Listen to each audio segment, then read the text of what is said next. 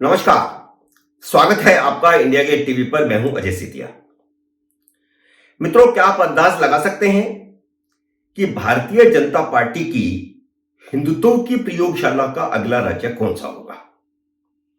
पहला राज्य गुजरात था, उसके बाद उत्तर प्रदेश हिंदुत्व की प्रयोगशाला का राज्य बना और इसके बाद तीसरा राज्य असम था। अब चौथा राज्य कौन सा होगा? तो मैं आपको बताता हूं कि चौथा राज्य कर्नाटक है, जहां अगले साल चुनाव होने वाले हैं।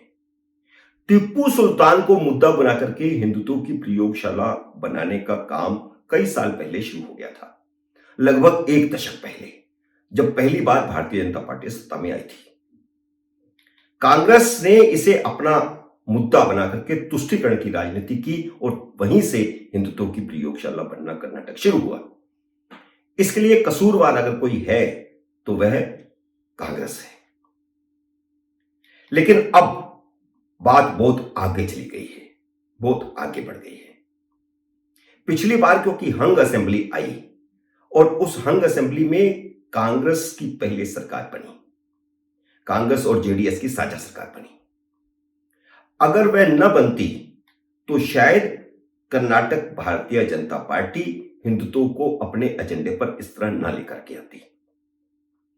अब जब दल बदल के बाद दोबारा सरकार बनी है, येदियुरप्पा के मुख्यमंत्री बनने के बाद जब बोम्मई मुख्यमंत्री बने हैं, तो हिंदुत्व के काम को बहुत तेजी से आगे बढ़ाया जा रहा है।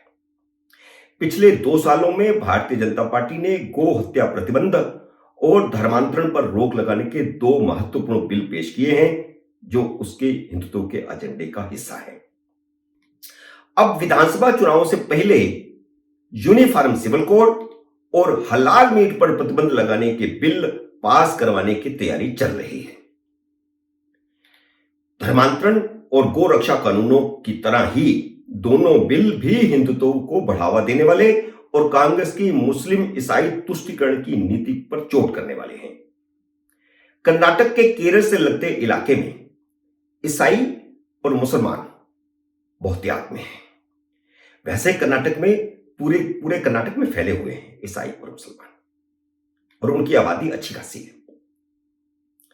कांग्रेस ने पहले पास किए गए दोनों बिलों का भी विरोध किया था और अब हलाल मीट पर प्रतिबंध का भी कड़ा विरोध कर रही है। हालांकि यूनिफॉर्म सिविल कोड पर अभी मंथन भी शुरू नहीं हुआ है, लेकिन विधानसभा चुनाव से पहले यह बिल भी बनकर के आ सकता है। मुख्यमंत्री बोम्मई ने कहा है कि उत्तराखंड और मध्य प्रदेश के बिलों का प्रारूप देखने के बाद इस पर काम शुरू होगा। इस बीच 19 दिसंबर को विधानसभा में वीर सावरकर का चित्र लगाकर भारतीय जनता पार्टी ने कर्नाटक में हिंदुत्व की एक लंबी लाइन खींच दी है। जब से राहुल गांधी के हाथ में कांग्रेस की कमान आई है, वीर सावरकर कांग्रेस की आंख की किरकिरी बने हुए हैं। राहुल गांधी ने अपनी भारत जोड़ो यात्रा के दौरान वीर सावरकर का विरोध कर्नाटक से ही शुरू किया था, जो बाद में महाराष्ट्र पहुंचते पहुंचते उग्र हो गया था। राहुल गांधी ने वीर सावरकर को गद्दार तक कह दिया था। उसी लाइन पर चलते हुए कर्नाटक प्रदेश कांग्रेस के अध्यक्ष डीके शिव कुमार ने वीर सावरकर को गैर भारतीय तक कह डाला है। जब कर्नाटक की विधानसभा में उनका चित्र लगाया गया तो डीके शिव कुमार ने कहा कि ना तो वह कर्नाटक के हैं और ना ही भारतीय हैं। इस पर कांग्रेस और भारतीय जनता पार्टी में काफी तू मैं शुरू हो चुकी है। केंद्रीय संसदीय कार्य मंत्री प्रहलाद जोशी, जो कर्नाटक से ही आते हैं, उन्होंने यहां तक कह दिया कि मौजूदा कांग्रेस का आजादी के आंदोलन से कुछ लेना देना नहीं है। कांग्रेस जो यह रट लगाई रहती है कि भारत की आजादी का आंदोलन उसने लड़ा, यह गलत है। जो मौजूदा कांग्रेस है वो डुप्लीकेट कांग्रेस है, नकली कांग्रेस है। वैसे कांग्रेस इस मुद्दे पर बैकफुट पर है, क्योंकि कर्नाटक विधानसभा में सिर्फ वीर सावरकर का चित्र नहीं लगाया गया है, बल्कि इनके साथ ही महात्मा गांधी, सरदार पटेल, सुभाष चंद्र बोस, डॉक्टर अंबेडकर, स्वामी विवेकानंद और कर्नाटक के समाज सुधारक बसवन्ना का चित्र भी लगाया गया है।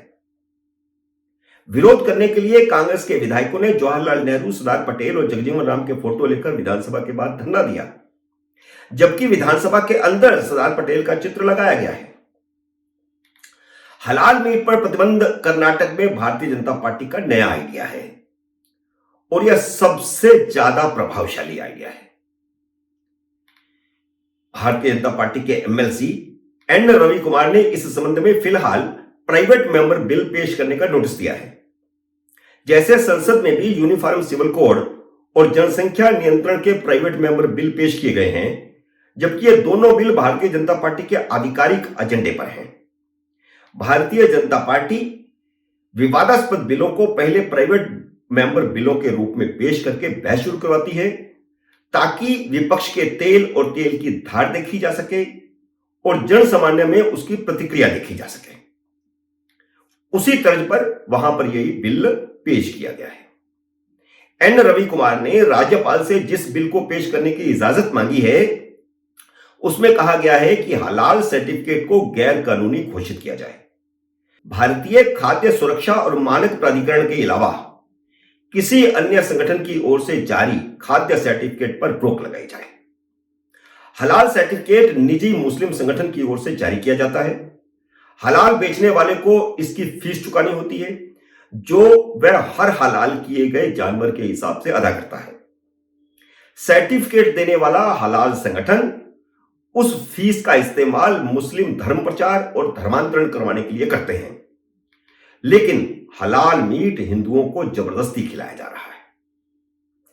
हलाल मुद्दे पर कर्नाटक में इस साल मार्च में काफी विवाद भी खड़ा हुआ था, जब कुछ हिंदू संगठनों ने हिंदू त्योहारों के दौरान हलाल मीट का बहिष्कार करने का आह्वान किया।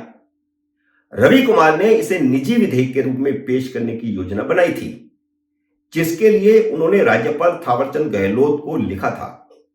हालांकि अब भारतीय जनता पार्टी सरकार इसे एक सरकारी विधेयक के रूप में पेश करने की योजना बना रही है।